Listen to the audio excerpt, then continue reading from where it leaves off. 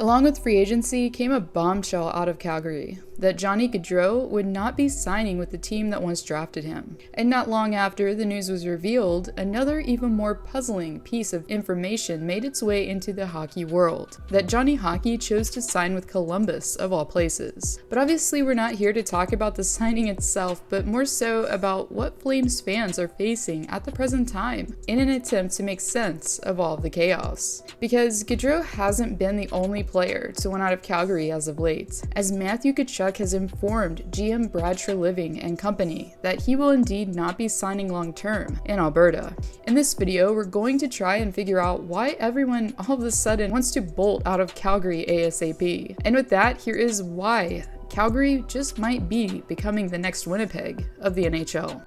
It's 2011 and the Calgary Flames have just surprised everyone by deciding to select a player that was ranked 193rd overall originally by taking him 104th overall instead. The draft that was held in St. Paul, Minnesota was over 1,000 miles from where Johnny Gaudreau was at the time his name was brought up. Instead of making draft preparations, he was on ice in South Jersey. The forward, who was listed at 5'6" at the time, didn't even believe he'd be drafted that year at all, something that his father confirmed to The Athletic. However, this choice made by former GM Jay Feaster that may have seemed confusing at the time ended up being something that would help transform the Flames into a much better team down the road. Before deciding to return to Tampa, Feaster also drafted another key piece in Sean Monahan in 2013. Even though he's had his struggles more recently, the decision in the short term seemed to pay off. However, in 2014, as I alluded to, Feaster left the Flames for Florida, and Trey Levine stepped in to take his place. Trey Levine, who had managed for various minor leagues,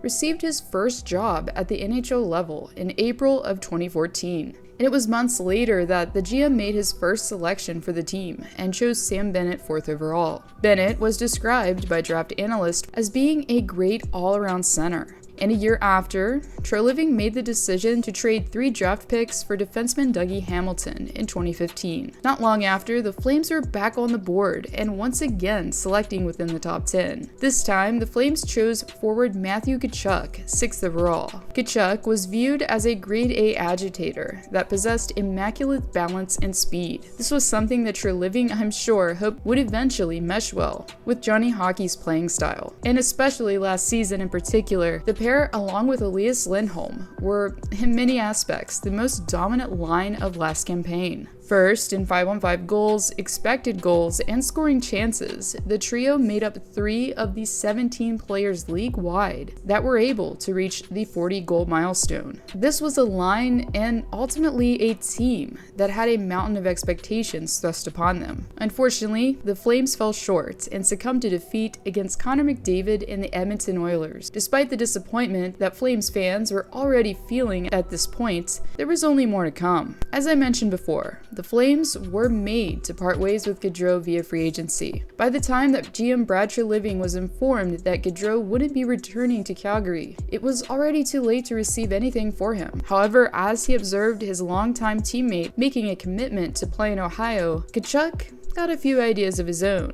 First, he elected to not accept a qualifying offer, which prompted the team to then file for arbitration rights thereafter. And almost directly after, Gachuk fired back with his true intentions and let Trey Levine and company know that he wouldn't be re-signing long-term in the end. Therefore, after Sam Bennett asked to be traded, Gaudreau signed in Columbus, and Gachuk admitted he won't re-sign with the Flames. The question we're going to try to answer here is, why? Why are so many players deciding that it's just not worth it anymore to remain in Calgary? Similarly to Winnipeg, Calgary has now become another Canadian city that's been vacated by star players. For one, we know that Canadians love their hockey and are very passionate. This can make it harder to thrive for players in that type of environment. Having the ability like Johnny Gaudreau probably will now have to blend in and be incognito in public would be nearly impossible.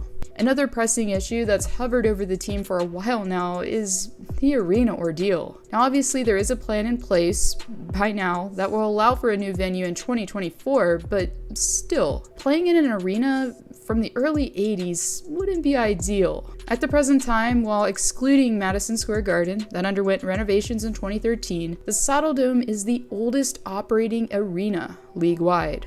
And if we think about it too, Calgary's location compared to most teams makes for extra long flights and time spent traveling. Something that Gaudreau actually admitted he was relieved about not having to endure any longer on a recent episode of Spittin' Chicklets. From Gachuk's point of view, the thought of not playing alongside Gaudreau would be a rather disheartening one, considering the amount of success he had once added to the first line under Daryl Sutter. It would be pretty disappointing to know that the guy that was making the plays happen is moving on for good. As devastating as this is for Flames fans to witness, it has to be even more disappointing for Calgary's management. Not only have Sam Bennett, Dougie Hamilton, and so many others not worked out, but now the team's two best players within the same offseason have both shown a disinterest when it comes to playing in Alberta.